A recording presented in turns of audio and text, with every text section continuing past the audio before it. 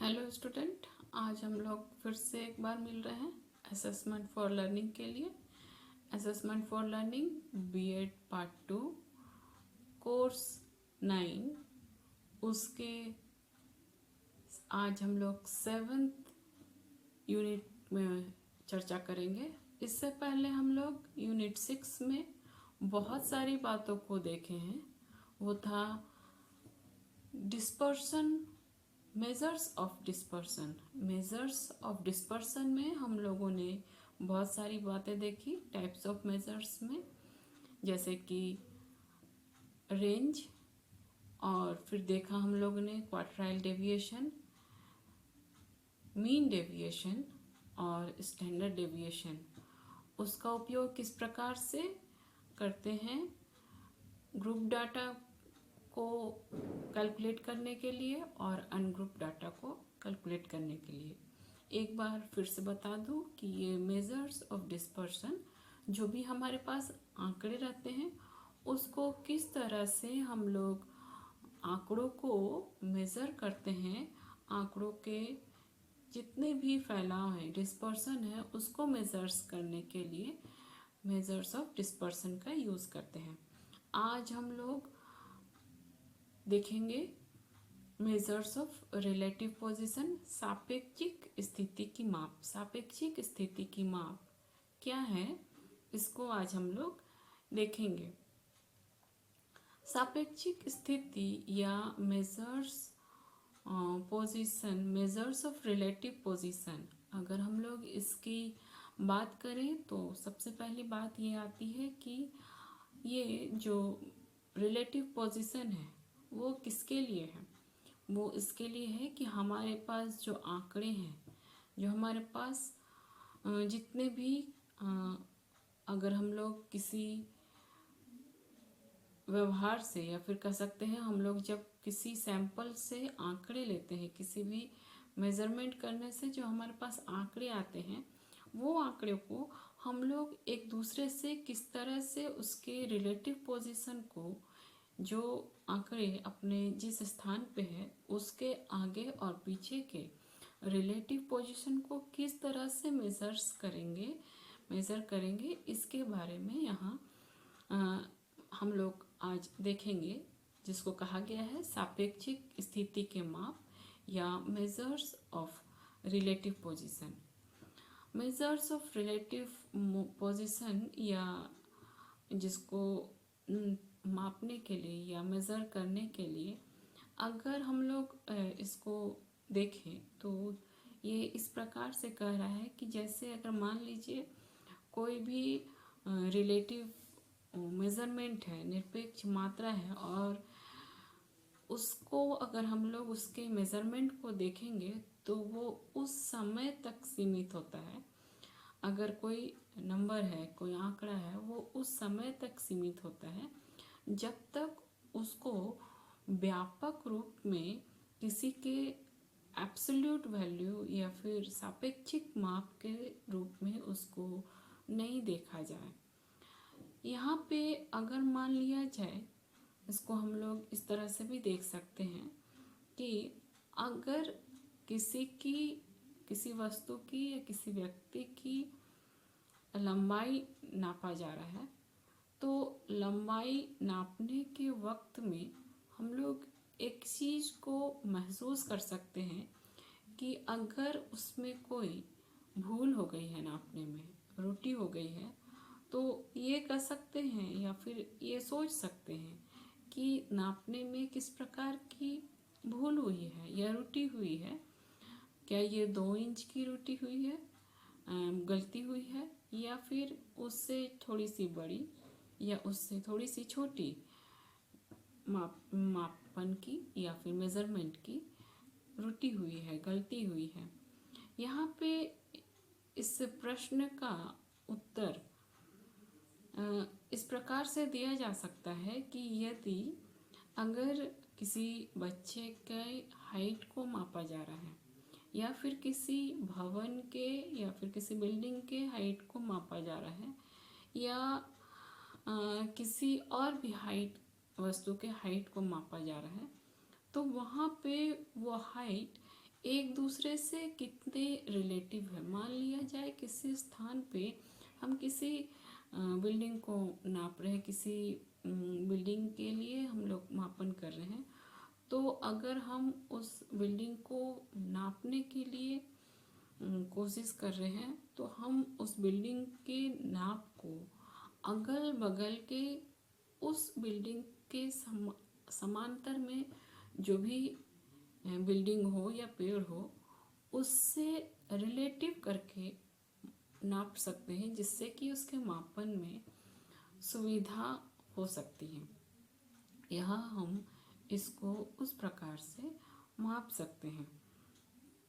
यहाँ पे जब भी किसी वस्तु के मूल्य को या किसी वस्तु के मूल्यों को अगर हमें नापना है, तो उसको खरीदने से पहले या उस वस्तु के मूल्य के संबंध में, उसके वैल्यू के संबंध में, उसको लेने के लिए या उसको खरीदने के लिए जो भी हमारे पास आर्थिक संपत्ति होती है, जो अर्थ होता है, धन होता है, मनी होता है, उसको किस प्रकार से रिलेटिव करके देखा जा सकता है और ज़रूरत के हिसाब से लिया जा सकता है। यहाँ रिलेशन उस वस्तु के आगे और पीछे के दोनों की स्थिति को देखा जा रहा है।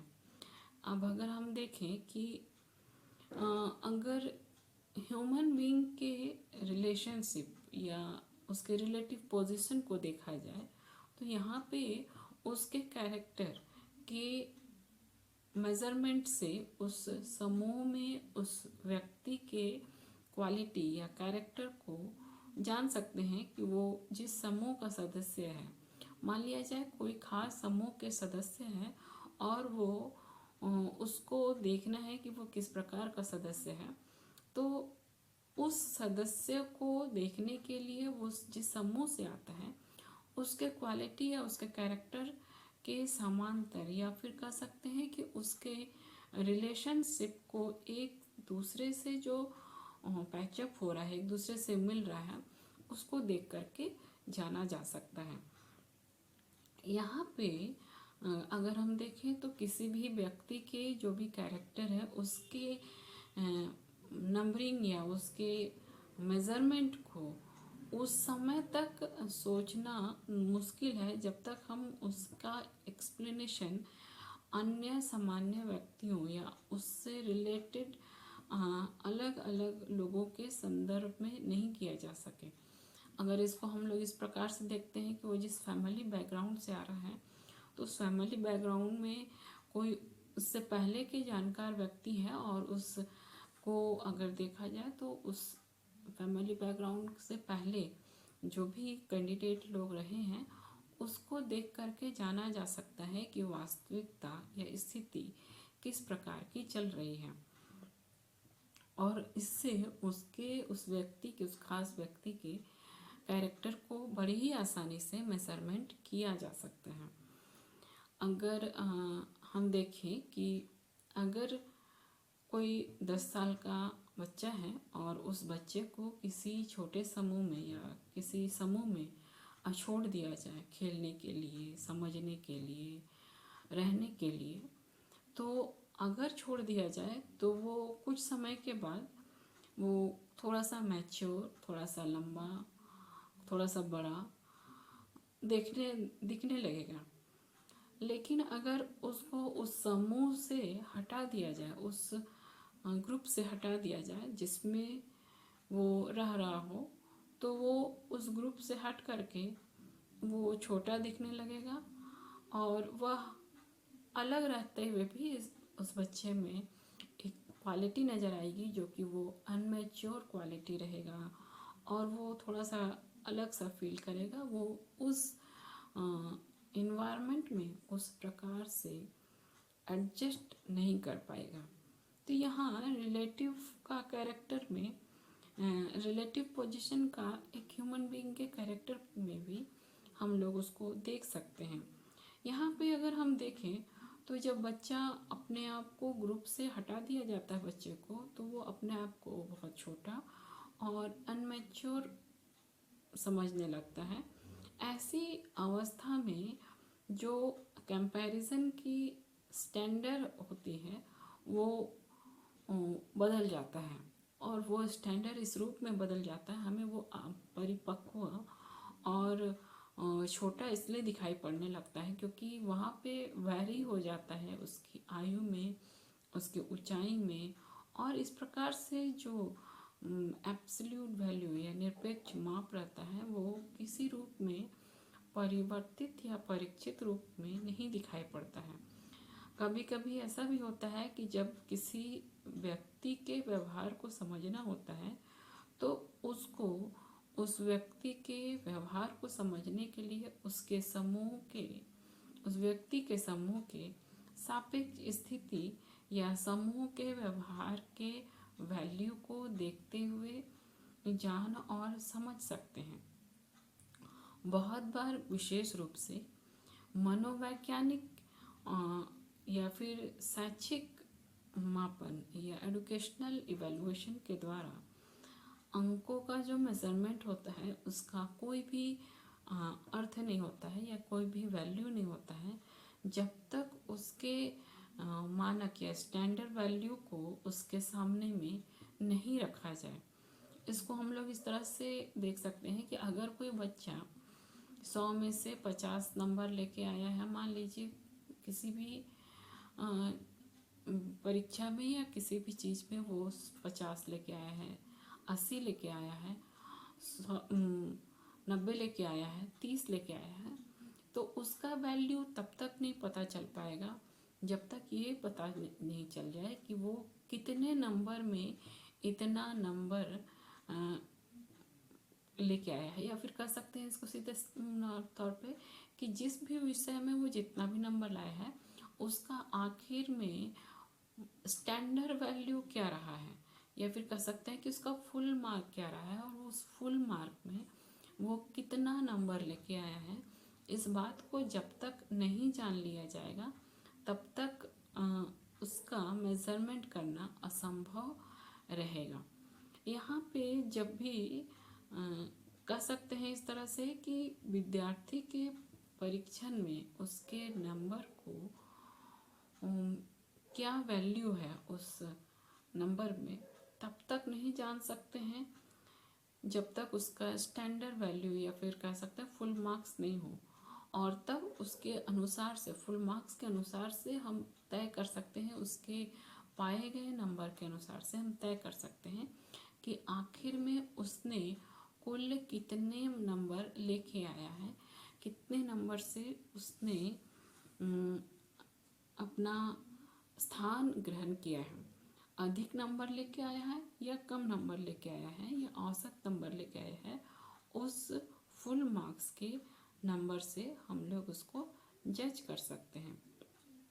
तो यहाँ पे सापेक्षिक स्थिति के माप में हम अब यही जानेंगे कि किसी भी व्यक्ति का उसके पाए गए आंकड़े में उसकी सापेक्षिक स्थिति किस प्रकार की है, या फिर कह सकते हैं कि सापेक्षिक स्थिति के माप में किसी भी व्यक्ति या किसी भी संख्या का सापेक्षिक स्थिति को स्पष्ट करने के लिए मेजर्स ऑफ रिलेटिव पोजीशन या सापेक्षिक स्थिति की माप को जानना बहुत ही ज़रूरत है। तो सापेक्षिक स्थिति के माप में सबसे पहले हम लोग परसेंटाइल रैंक देखेंगे। प्रतिशत श्रेणी। प्रतिशत श्रेणी है क्या? प्रतिशत श्रेणी एक वितरण के सापेक्षिक स्थिति को प्रदान करती है। या फिर इसको इस तरह से समझ सकते हैं कि जब भी हमारे पास मेजर्स ऑफ ए स्कोर आता है, एक आंकड़ा हमारे पास आता है, तो वो स्कोर में हर स्कोर का हर एक नंबर उसके सापेक्षिक स्थान में कितना स्थान ग्रहण करता है, जो कि 100वीं मापन के आधार पे हो या 100% मापन के आधार पर हो। ये किसी अंक के प्रतिशतांक श्रेणी या परसेंटाइल रैंक को बताती है, और उस रैंक के या फिर कह सकते हैं उस अंक के नीचे कितना प्रतिशत अंक है इसको बताती है। यदि प्रतिशत अंक की श्रेणी 8 है तो इसका अर्थ है कि उसके नीचे का अंक जो है वो 8% है।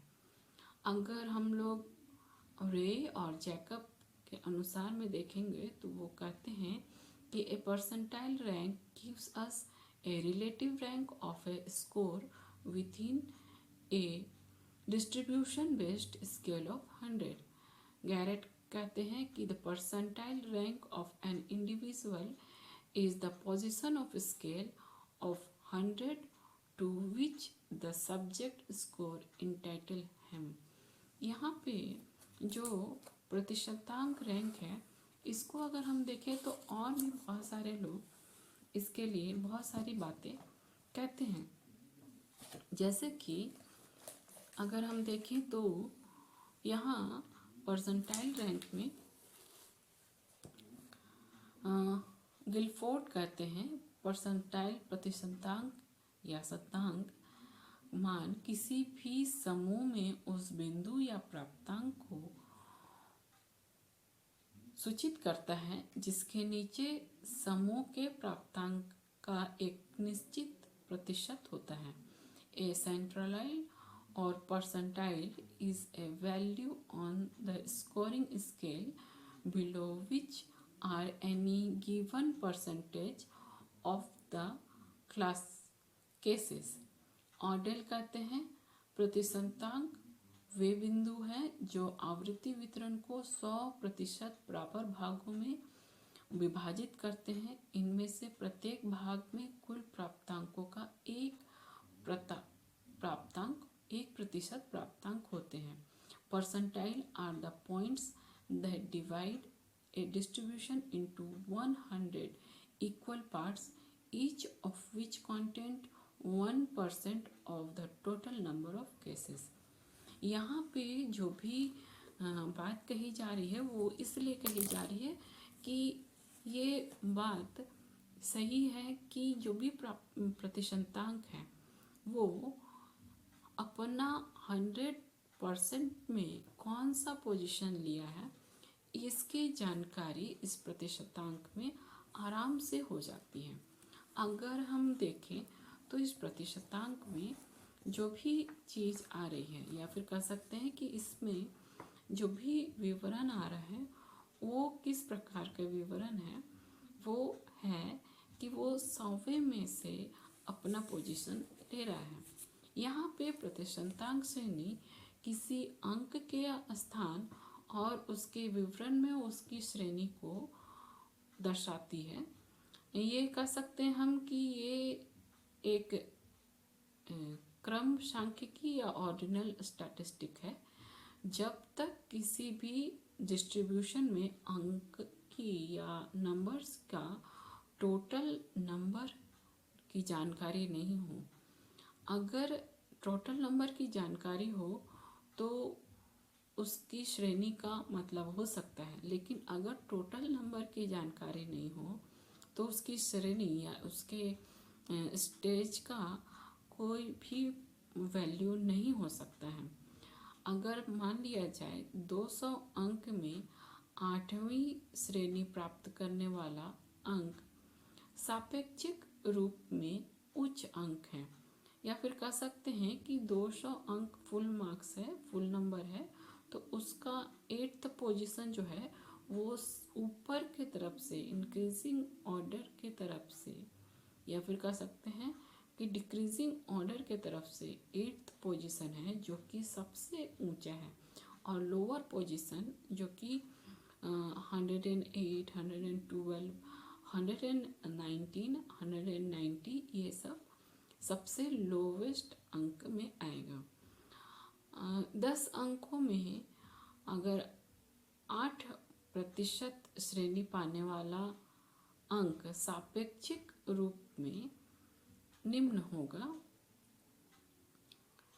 100 के मापन में प्रयोग करने वाला प्रतिशतांक श्रेणी स्थान का एक ऐसा इंडेक्स प्रदान करता है जो विवरण को अंकों की संख्या में स्वतंत्र रूप से प्रदर्शित कर सकता है। प्रतिशतांक श्रेणी यूनिवर्सल रूप में अपना वैल्यू रखती है, जो कि मूल प्राप्तांकों में नहीं होता है। कोई भी परसेंटाइल रैंक जो कि 0 के निकट होता है या उसके पास में होता है, उसका अर्थ हमेशा ये होता है कि उसका वैल्यू जो होता है सबसे लो या निम्न होता है। और अगर उसका श्रेणी 50 पोजीशन के अंतर्गत या 50% के अंतर्गत होता है, तो उसका अर्थ होता है कि वो औसत श्रेणी का है। और अगर 100% या 100 पोजीशन के निकट होता है, तो उसका अर्थ होता है कि वो उस ग्रुप में सबसे हाईएस्ट पॉइंट पे, हाईएस्ट पोजीशन पे अपना स्थान रख रहा होता है। अगर हम इसको देखें तो स्टैटिस्टिक्स में, स्टैटिस्टिक्स में क्लासरूम के अंदर अगर आपकी 96 परसेंटेज रैंक इंगित कर रहा है, तो वो क्लासरूम के अंदर छात्रों की जो पोजीशन है उसमें से आपका पोजीशन सबसे अच्छा है। अगर इस वैल्यू में हमें ये याद रखना चाहिए कि जो भी परसेंटाइल श्रेणी है वो किसी भी व्यक्ति के समूह की स्थिति को बताती है कि वो निरपेक्ष या एब्सोल्यूट वैल्यू है या नहीं। और यहाँ पे अगर हम इसको एक और भी एग्जांपल से देख सकते हैं। मान लीजिए कि कोई भी कंपटीशन है, चाहे वो ब्यूटी कंपटीशन हो, खेल की प्रतियोगिता हो, अन्य दूसरे प्रतियोगिता हैं। अगर उसमें 4th पोजीशन या 4th परसेंटाइल रैंक प्राप्त करने वाला प्रतियोगी अच्छा वैल्यू दिखा रहा है, अगर हम माने तो ब्यूटी कॉन्टेस्ट है, तो जो भी अगर 4th कैंडिडेट का स्टेज में अगर कोई कैंडिडेट अपना पार्टिसिपेंट तय करता है, तो वो हम ये मान सकते हैं कि तो वो अपना वैल्यू अच्छा रखता है, अपना स्टेज अच्छा रखता है, या फिर कह सकते हैं कि वो अच्छा दिखता होगा, इसलिए ही उसको 4th पोजीशन का रैंक मिला है। यहाँ पर लेकिन दूसरे स्थिति में जब हम अच्छे के बदले में बुराई की स्थिति में इस पोजीशन को देखें या परसेंटाइल रैंक को देखें, जैसे कि अगर जेल में कैदियों के बीच में अगर हम इसके परसेंटाइल को देखें, तो अगर कोई कैंडिडेट 100 में 96th पोजीशन रख रहा है या 96th परसेंटाइल रैंक रख रहा है, तो ये ज़रूरी नहीं है कि वो व्यक्ति जो कि परसेंटाइल रैंक में सबसे पीछे रखा है, तो ये ज़रूरी नहीं है कि वो व्यक्ति अच्छा होगा या सच्चा व्यक्ति होगा। इसलिए उस समूह के प्रकृति का ज्ञान होना बहुत अधिक ज़रूरी है, जिसमें किसी व्यक्ति के कैरेक्टर की तुलना की गई हो।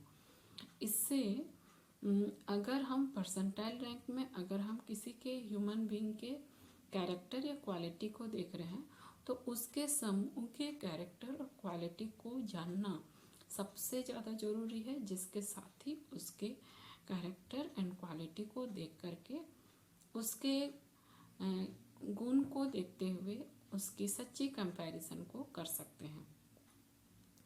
यहाँ पे प्रायः प्रतिशत और प्रतिशतांक श्रेणी में लोग भेद नहीं कर सकते हैं। परसेंटेज एंड परसेंटाइल रैंक में लोग कंपैरिजन नहीं कर पाते हैं। एक विद्यार्थी जो कि एक स्टूडेंट जो कि 20 में से 15 स्टेप्स सही करता है, हम कह सकते हैं कि वो 75% स्टेप सही कर रहा है। उसके प्रतिशतांक श्रेणी उस समय तक नहीं बता सकते हैं इस विषय में जब तक अन्य समूह के लोग जो हैं वो अन्य समूह के लोगों का अंक उसमें हमें पता नहीं हो।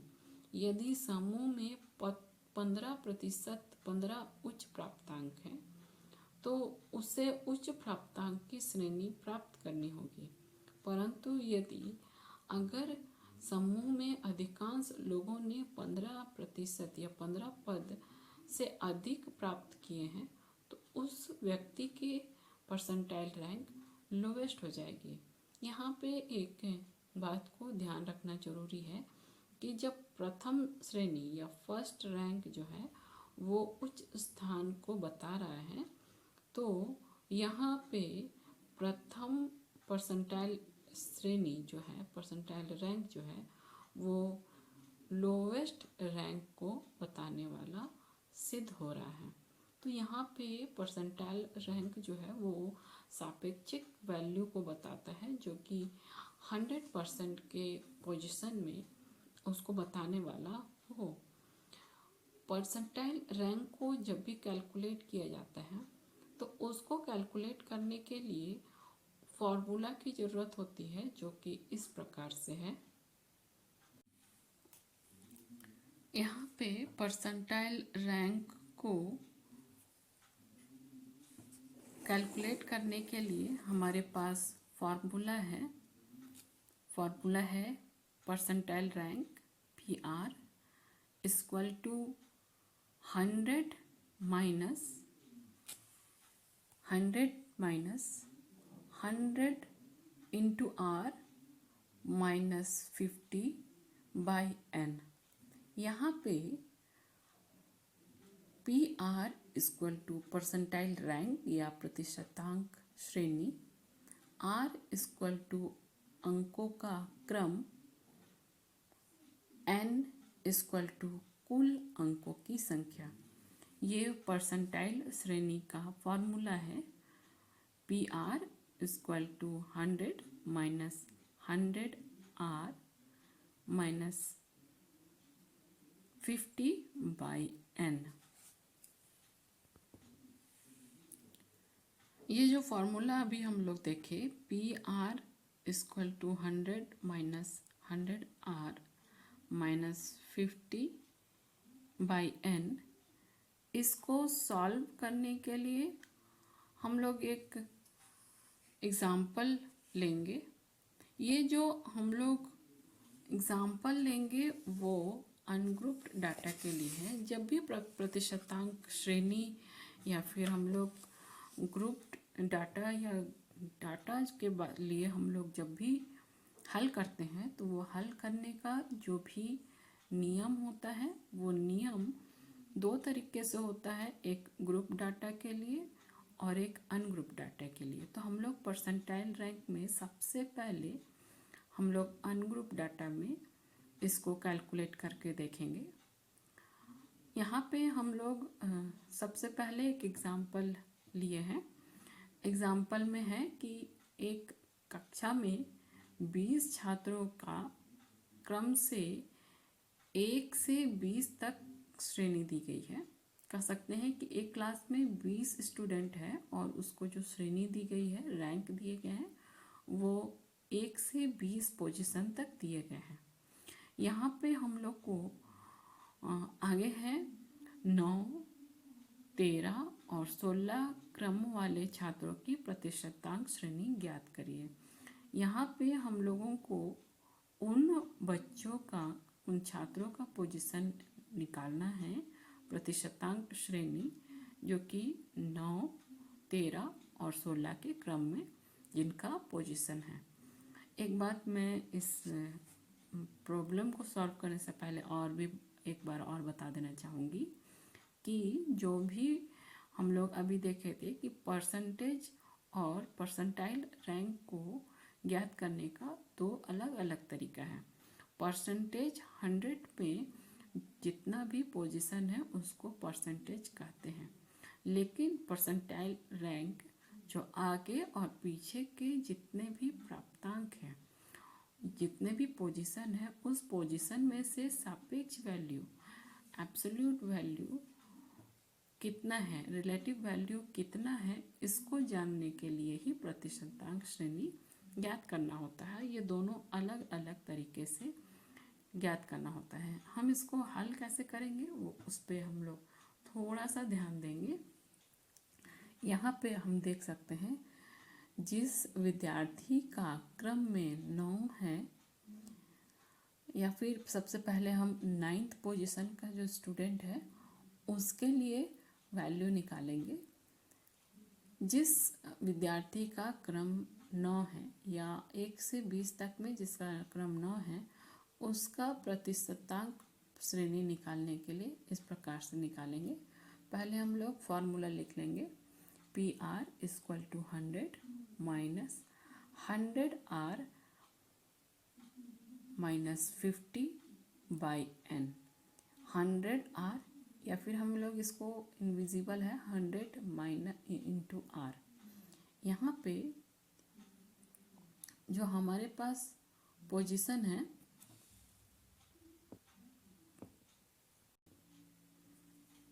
हमारे पास जो 100 इंटू 9 जो 9th पोजीशन है माइनस 50 बाई डिवाइडेड बाई 20। हम लोग इसको सॉल्व करेंगे। 100 minus 100 into 9 equal to 900 minus 50 by 20। एक बात और का बता देना चाहूँगी कि 100 को 9 से पहले मल्टीप्लाई होगा। अगर यहाँ पे भाग की स्थिति है, ऊपर वाले चीज़ को सॉल्व कर देना होगा, तो सबसे पहले गुना करेंगे तब जाके माइनस या प्लस करेंगे। तो यहाँ पे 100 into 9 equal to 900 minus 50 by 20। हम यह देख पा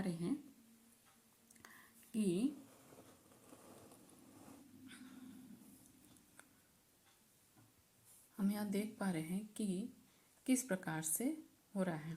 अब थर्ड पोजीशन पे ये फर्स्ट सेकंड थर्ड पोजीशन पे 100 माइनस 900 माइनस 50, हमारे पास आंसर आएगा 850 डिवाइडेड बाय 20।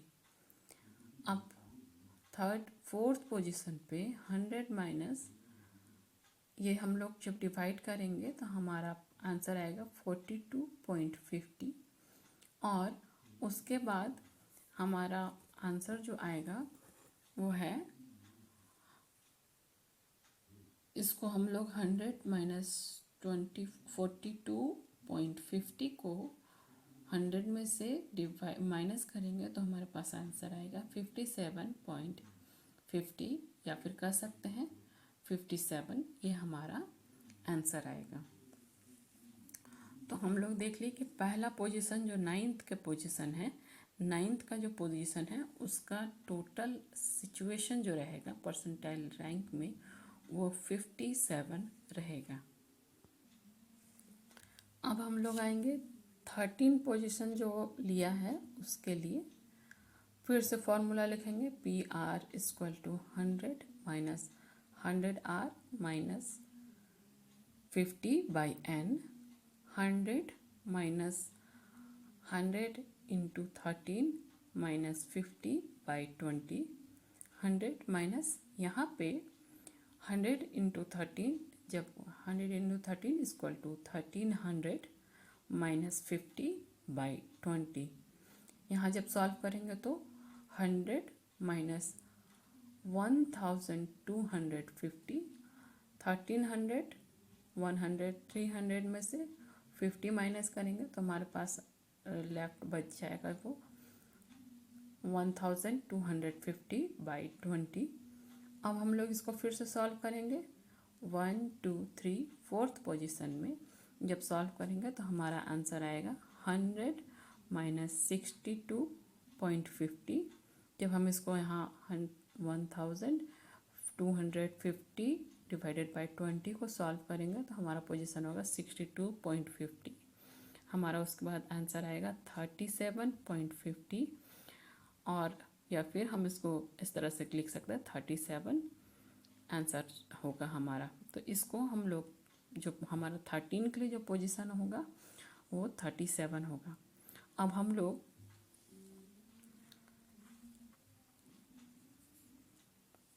अब हम लोग 16th पोजीशन के लिए देखेंगे। PR equal to 100 minus 100R minus 50 by n।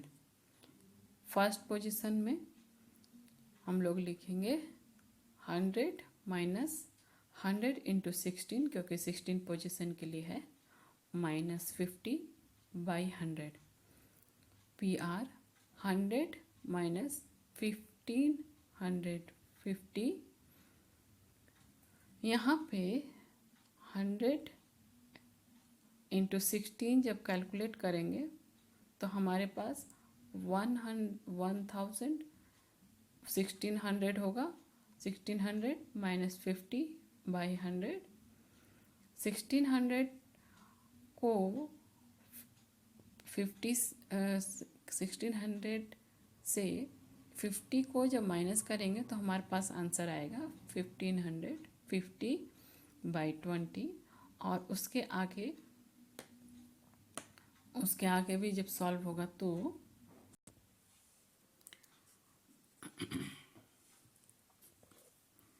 आगे जब सॉल्व करेंगे तो 100 माइनस 77.50, हम लोग जो 100 एंड 1550 को हम लोग जब 20 से डिवाइड करेंगे तो हमारे पास आंसर आएगा 77.50। और यहाँ पे जब हम इसको 100 माइनस 77.50 को सॉल्व करेंगे तो हमारे पास आंसर आएगा 22.50, और फिर हमारे पास आंसर आएगा 22। तो इस अनग्रुप्ड डाटा में हम देख सकते हैं कि जो हमारे पास जो आंसर आएगा वो इस प्रकार से होगा। 9, 13 और 16 क्रम वाले छात्र की प्रतिशतांक श्रेणी इस प्रकार से होगी 57, 37 और 22। ऐसे हम लोग आंसर निकाल लेंगे, जो कि ये अनग्रुप डाटा के लिए होगा। हर चीज़ के पोजीशन के लिए हम लोग जो फॉर्मूला यूज़ कर रहे हैं वो है PR equal to 100 minus 100R minus 50 by n। इससे हम लोग प्रतिशतांक श्रेणी अनग्रुप डाटा के लिए निकाल लेंगे। यहाँ पे प्रतिशतांक श्रेणी जो हम लोग अनग्रुप डाटा के लिए अभी निकाले हैं उसका उपयोग जो है वो इस प्रकार से है। प्रतिशतांक श्रेणी अंकों को उस रूप में बदल देती है जिससे हम उसे सरलता से समझ सके, उसकी व्याख्या को आसानी से कर सके। ये तुलना के लिए या फिर कह सकते हैं इसको व्याख्या के लिए सुविधाजनक रूप प्रदान करता है, क्योंकि जो भी प्रतिशतांक श्रेणी है वो एक एब्सोल्यूट वैल्यू या सापेक्षिक माप है। इसलिए यह ध्यान रखना जरूरी है कि जिस व्यक्ति को श्रेणी दी गई है वो किस रूप में और कहाँ दी गई है और किस लिए दी गई है, क्योंकि एक प्रतिशतांक श्रेणी से उस समूह विशेष में व्यक्ति के स्थान को वो बताता है। प्रतिशतांक श्रेणी के सार्थक होने के लिए व्यक्ति को उस समूह की रचना और प्रकृति का ज्ञान होना चाहिए जिसका कि वो व्यक्ति सदस्य है। यहाँ पे उसका मूल अंक जो है वो वितरण वो प्रायः समान रूप से वितरित रूप में नहीं होते हैं। इस कारण से प्राप्तांक श्रेणी जो है उसकी उपलब्धि की जो माप है उसका विशेष रूप में अंतर को नहीं दिखाती है। प्रतिशतांक श्रेणी या परसेंटाइल रैंक इस कॉन्सेप्ट पे डिपेंड करता है कि उसके नीचे और उसके ऊपर कितने अंक हैं। यदि उसके किसी अंक के या किसी नंबर के नज़दीक में अनेकों अन्य अंक हैं तो वो अंक थोड़ी बढ़ोतरी से उस अंक को या उस नंबर को बहुत से अंकों के ऊपर ले जाएगी, जिसका परिणाम होगा कि उसका परसेंटाइल रैंक बढ़ जाएगा। और यदि किसी का अंक निकट के अंक से बहुत कम है तो तो उससे ऊपर उठाने के लिए प्रतिशतांक श्रेणी में बहुत ही ज़्यादा कम प्रभाव पड़ेगा। तो इस प्रकार से प्रतिशतांक श्रेणी अनग्रुप डाटा में निकाला जा सकता है। आगे जो भी डाटा निकाला जाएगा उसके बारे में हम लोग आगे के वीडियो में फिर से अपडेट होते रहेंगे। तब तक के लिए थैंक यू।